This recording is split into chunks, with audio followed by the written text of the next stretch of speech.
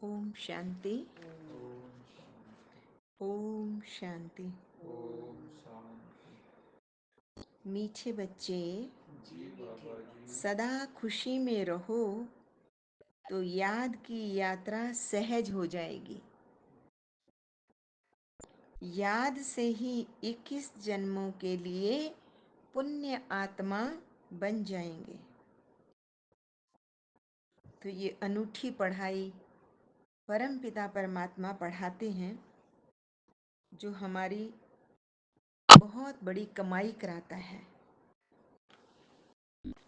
ये चढ़ाई भी है, कमाई भी है। तो बाबा ने आज इसमें ये लड़ाई भी है, ये भी स्पष्ट किया। तो जब इस यात्रा में हम चलते हैं तो किसी भी यात्रा में विभिन्न पड़ाव तो आते ही हैं। तो इस रूहानी यात्रा में भी अक्सर लोग खुशी को अपनी मंजिल समझते हैं। खुश हो गए, बस हो गया काम पूरा। और कई बार क्या होता है, पुरुषार्थ करते समय वो तनावग्रस्त भी हो जाते हैं या टेंस रहते हैं, हमेशा रिलैक्स नहीं होते।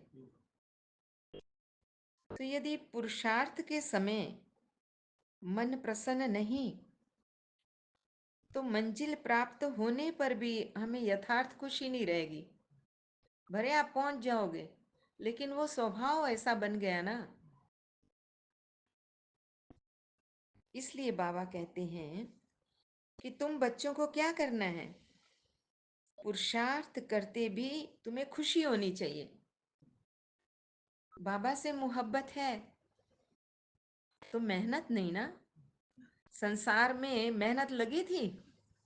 अपने घर को जब छोड़ के आए थे और दूसरे के घर को अपना बनाया था, बताइए मेहनत लगी थी क्या? मेहनत तो नहीं, पता भी नहीं है उसका, तो हाँ, पता है पता भी नहीं लगा। इसलिए पता नहीं लगा कि प्यार था। इसलिए जहाँ प्यार है वहाँ समर्पण भी है ना। तो बाबा कहते तुम बच्चों में पुरुषार्थ करते भी खुशी होनी चाहिए, क्योंकि यदि हम सदा काल एक खुशी में रहेंगे तो याद की यात्रा भी हमारे लिए कैसी हो जाएगी, मुश्किल के बजाय सहज हो जाएगी। आज का प्रश्न है, तुम्हारे सबसे अच्छे सर्वेंट और गुलाम कौन है? बाबा है हमारे सर्वेंट भी और गुलाम भी। बाबा तो कहते हैं मैं तुम्हारा मोस्ट ओबीडियंट सर्वेंट बस हूँ, गुलाम तो देखो, लेकिन हम गुलाम। कह सकते हाँ। फिर आप सर्वेंट है। हाँ, बाबा ने कहा है। अच्छा, आज बाबा क्या बताते हैं वो देखें। हम्म? तो क्योंकि बाबा ने ये शब्द भी यूज किए हुए अपने लिए, लेकिन यहाँ बाबा कहते हैं कि नेचर क्लेमिटी व साइंस की इन्वेंशन, जिससे सारे विश्व का किचड़ा साफ होता है, ये तुम्हारे सबसे अच्छे सर्वेंट भी हैं तो गुलाम भी हैं। हम्म? सर्वेंट क्या करता है, मदद करता है ना। मदद करता है। गुलाम भी जो हुक्म दो वो करेगा। तो जो सफाई में मददगार बनते हैं, बाबा कहते सारी प्रकृति जो है वो तुम्हारे अधिकार में रहते हैं। तो ये क्या हो गया, सबसे अच्छे सर्वेंट बन गए। तो ये नेचर क्लेमिटीज और साइंस की जितने भी इन्वेंशन है, ये गंदगी को साफ करते हैं। और फिर तुम्हारे लिए बाबा जो स्वच्छ सतयुग लाना चाहता है ना, उस युग का प्रारंभ हो जाता है। ये दोनों शक्तियां विश्व की सफाई करने में मददगार बनती हैं। तो बाबा कहते हैं कि सतयुग के अंदर न केवल बाह्य प्रकृति, परंतु भीतर की प्रकृति और तुम सब भी कैसे बन जाते हो, रंग रूप खुशबू वाला सुंदर फूल। वो अभी भी बनना है। इसलिए बाबा बनाने आए हैं ना, बागवां बन के, कल भी बताया था। बाबा ने कहा कि ये जो तुम्हारी फैमिली है, जो परमपिता परमात्मा ने जो तुम्हें ये फैमिली दी है, ये डिवाइन फैमिली है। तो इसलिए क्या करना है, हैं? ये गॉडली फैमिली है, ये डिवाइन फैमिली है, हैं? तो ये ब्राह्मण फैमिली है, तो इसे कभी भी कलंकित नहीं करना है, बड़ी सावधानी से चलना है अपने।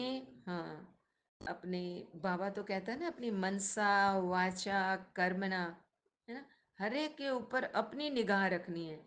इसलिए अंतर्मुख होके यात्रा करनी है ना।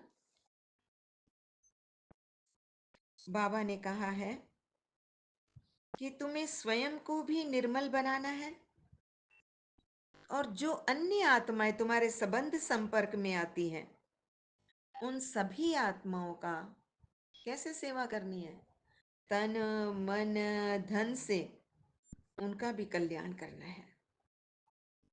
जब तुम सभी मिलकर संगठित रूप में ऐसी सेवा करते हो, तो फिर उसका प्रत्यक्ष फल क्या होगा? स्वयं परम पिता परमात्मा शिव बाबा, उनकी प्रत्यक्षता हो जाएगी कि उनको ऐसा किसने बनाया। उनको ऐसा किसने, इनकी एक मत है, इनकी एक रास है संस्कारों की, है। तो अभी भी तो कहते हैं ना, और सभी जगह एक साथ, आज अगर 18 तारीख की मुरली है तो 18 की ही चलेगी सभी जगह। सेंटरों पे ये कि हाँ, हाँ। तुम शिव बाबा को फिर प्रत्यक्ष कर सकेंगे। तो बाबा कहते हैं, अब इसके लिए तुम्हें क्या करना पड़ेगा? तुम्हें संपूर्ण निर्विकारी बनना पड़ेगा, क्योंकि तुम तो विकारी, गंदी, भ्रष्टाचारी दुनिया के अंदर हो। तुम युद्ध के मैदान में हो, हर व्यक्ति के भीतर युद्ध चल रहा है, बाहर भी चल रहा है तो भीतर भी चल रहा है। कोई व्यक्ति उससे अछूता नहीं है। तरह तरह का युद्ध, महासंग्राम। और परम पिता परमात्मा अब क्या करते हैं? हम सभी को कौन से, हम सैनिक कौन से हैं? अब हम रूहानी योद्धा हैं। हम भी युद्ध के क्षेत्र में हैं, रूहानी सेना हमारी, हम रूहानी सेना। लेकिन हमारा युद्ध दूसरों की तरह नहीं दिखाई देता है। गुप्त है। हमारा योद्धा भी गुप्त है, तो योद्धाओं का कमांडर भी गुप्त है, कुछ गुप्त है। सब गुप्त है। लेकिन उससे क्या होता है? वो जो कमांडर है, वो हम सभी बच्चों को इस संसार के युद्ध क्षेत्र का जो चक्रव्यूह है, उसमें से कैसे निकलना है, कब कौन सा अस्त्र शस्त्र यूज करना है, और उन अस्त्र शस्त्रों को कैसे पहले धारण करना है, कब कैसे चलाना है, उसकी मैं कहूंगी ना ट्रेनिंग देता, बल्कि विधि विधान बताता है।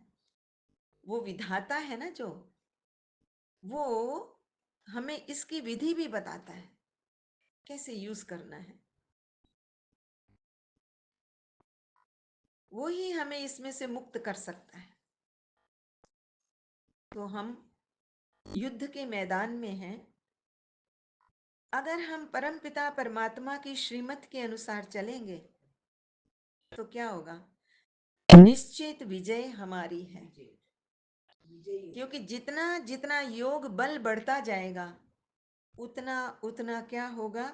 ये विकारी, भ्रष्टाचारी, आसुरी संस्कार जो हमारे हमें घेर के बैठे हुए हैं, उन सभी से हम मुक्त हो जाएंगे, उनके पंजे से छूटकर निर्बंध बन जाएंगे। अभी हम उनके बंधन में है ना, इसलिए। तो बाबा कहते हैं, इसके लिए हमें और क्या करना है? क्योंकि भीतर की साधना, भीतर का युद्ध है ना, अपने से अपनी युद्ध है। इसलिए हर व्यक्ति के भीतर महाभारत चल रही है ना। तो बाबा कहते हैं, संपूर्ण निर्विकारी बनने के लिए कोई भी गंदी बातें ना तो सुननी है, ना मुख से बोलनी है, और ना मन से उनका चिंतन करना है। और इसीलिए परसों की वाणी में भी था कल भी थोड़ा हिंट था। क्या था? हम्म? क्या था? हियर नो इविल, हाँ, टॉक नो इविल, बिना सुनो ना देखो। हाँ जी, सी नो इविल, और बाबा ने तो आके हमें बता दिया थिंक नो इविल। तो इस बात में भी सावधानी रखनी है कि देह भानवश कोई भी हम छी कर्म या कोई कुकर्म, कोई दुष्कर्म ना करें। इंद्रियों के द्वारा ऐसा विकर्म ना हो, हमने वो चेकिंग करनी है। गुरबाणी में भी आया हुआ है ना, करतूत पशु की मानस जात। जाति से हम क्या है? मनुष्य जैसे हैं, लेकिन कर्म क्रियाकलाप हमारे कैसे हैं? पशुओं जैसे। पशुओं से। पशुओं के भी ठीक होते हैं, उनमें कोई परिवर्तन, लेकिन मनुष्य देखो कितना नीचे गिर गया है। अर्थात पशु मनुष्य से भी बदतर हो गया है, मनुष्य पशु से भी बदतर हो गया है और पाश्विक कार्य में लगा रहता है। इस पशुता से मुक्त करने के लिए वो सदाशिव परम पिता परमात्मा हमें मुक्त करने के लिए आते हैं। इसलिए उनका एक नाम कौन सा है? मुक्तेश्वर। मुक्तेश्वर भी है, और क्या है? पशुता से जो हमें मुक्त करता है, पशुपतिनाथ। पशुपतिनाथ। कितना बड़ा मंदिर है ना।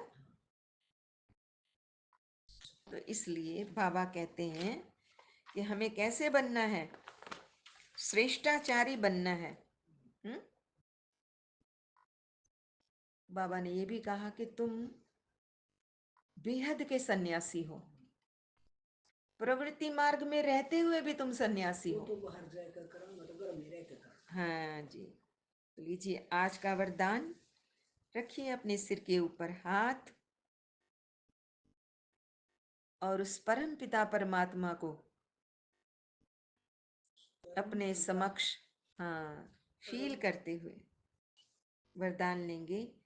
मन मना भव के मंत्र द्वारा, मन मना भव के मंत्र द्वारा, मन के बंधन से छूटने वाले, मन के बंधन से छूटने वाले, निर्बंधन ट्रस्टी भव। निर्बंधन दृष्टि भव। देखो, सबसे बड़ा बंधन कौन सा होता है? मन का बंधन। मन से ही तो हमने ये सारे बंधन बांध रखे हैं। हम्म? तो बाबा कहते हैं कि कोई भी जो बंधन होता है वो क्या होता है? वो पिंजरा है। तो पिंजरा अर्थात जहां बंधन है। पिंजरे की मैना अब निर्बंधन उड़ता पंछी बन गई। कौन? आत्मा। अगर कोई तन का बंधन है भी, लेकिन मन उड़ता पंछी है। कैसे? अगर शरीर में कोई व्याधि होगी तो हम क्या करते हैं? मन से कहाँ चले जाते हैं? हाँ, तन नहीं भला कोई रोक ले, मन तो नहीं रुकता। जो हाँ, मर्जी करो। हाँ, मन को नहीं कोई बांध सकता, क्योंकि मन मना भव होने से मन के बंधन छूट जाते हैं। वो उधो मन न भये 10-20।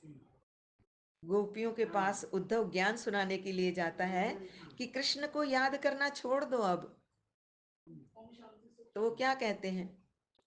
गोपियां क्या उत्तर देती हैं? उद्धव मन न भये 10-20, एक हूँ तो सो गयो श्याम संग। ये तो हम उसके साथ एक दे जो दिया। हमारा मन तो एक ही था, हाँ, और वो तो श्याम संग चला गया।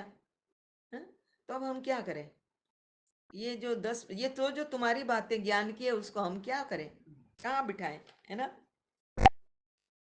तो बाबा कहते हैं कि मन मना भाव होने से मन के बंधन छूट जाते हैं। फिर बाबा ने कहा प्रवृत्ति को संभालने का भी बंधन नहीं। अक्सर क्या होता है माताओं बहनों को? कि प्रवृत्ति संभालनी, उसका बंधन क्या करें, आज कोई आ गया था, आज ये कार्य था, परिवार का बंधन, परिवार का हाँ। ड्यूटी है ना। तो बाबा कहते हैं अगर मन का बंधन नहीं है तो चाहे कितना भी विस्तार क्यों ना हो, छूट जाए। हाँ जी, बंधन नहीं होगा। फिर उसको कैसे संभालेंगे, गृहस्थी को कैसे संभालेंगे? हम कौन है? गृहस्थी है, हम ट्रस्टी हैं, बाबा कहते हैं, है ना। ड्यूटी मिली हुई है, ये ट्रस्ट है, हाँ मेरा कुछ नहीं, लेकिन मैं ट्रस्टी हूँ इसको संभालने की। तो बाबा कहते हैं जो ट्रस्टी होकर संभालने वाले हैं वो सदा निर्बंधन रहते हैं। संसार में जो भी ट्रस्टी होता है वो ड्यूटी तो पूरी करता है, वो ड्यूटी देते हैं, हाँ। बंदे नहीं उसमें। बैंक वाला पूरी ड्यूटी देगा, लेकिन ये थोड़ी है कि वो मनी लेके घर चला जाएगा, एक भी पैसा छूने का अधिकार उसको नहीं है ना बचे। गृहस्थी माना बोझ, गृहस्थी होके रहना है। अगर गृहस्थी समझेंगे तो बाबा भाई ने गृहस्थी माना बोझ, बोझ वाला कभी उड़ नहीं सकता। खूब सारा बोझ हमारे पर हो और हमने पहाड़ चढ़ना हो तो हम चढ़ सकेंगे क्या? ना ना, हमारे कंधे ही हमें नीचे खींच के ले जाएंगे। तो बाबा कहते हैं बोझ वाला कभी उड़ नहीं सकता, लेकिन ट्रस्टी है तो निर्बंधन है और उड़ती कला से सेकंड में स्वीट होम पहुंच सकते हैं। सेकंड लगेगा। हाँ? आज का स्लोगन है उदासी को अपनी दासी बना दो। बोलो, उदासी को अपनी दासी बना दो, उसे चेहरे पर आने न दो, उसे चेहरे पर आने ना दो। उदासी को अपनी दासी बना दो, उदासी को अपनी दासी बना दो, उसे चेहरे पर आने न दो। उसे चेहरे पर आने ना दो। क्योंकि बाबा ने आज यही कहा ना कि सदा खुशी में रहो, तो तुम्हारी जो ये जो याद की यात्रा है वो बड़ी सहज हो जाएगी। हमेशा क्या रहना खुश।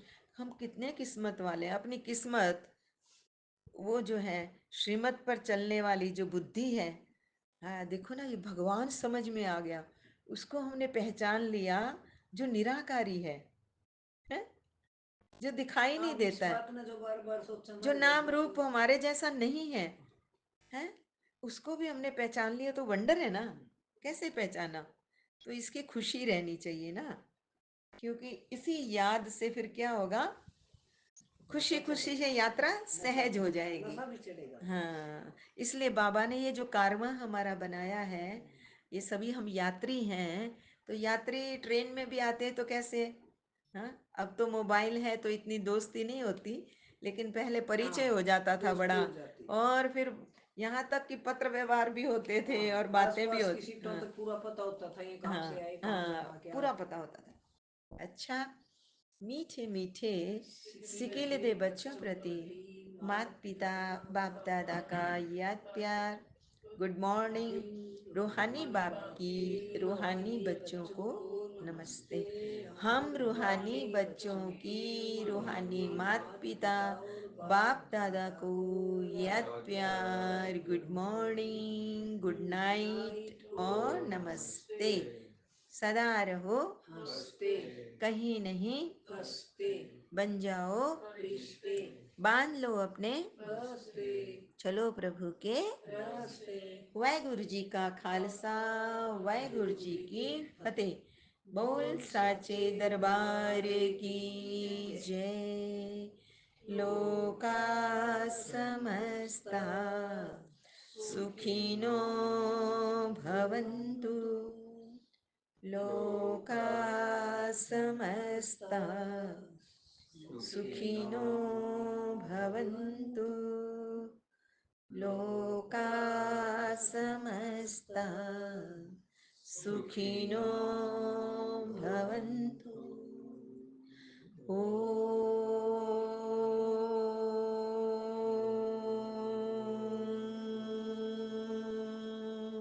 शांति शांति।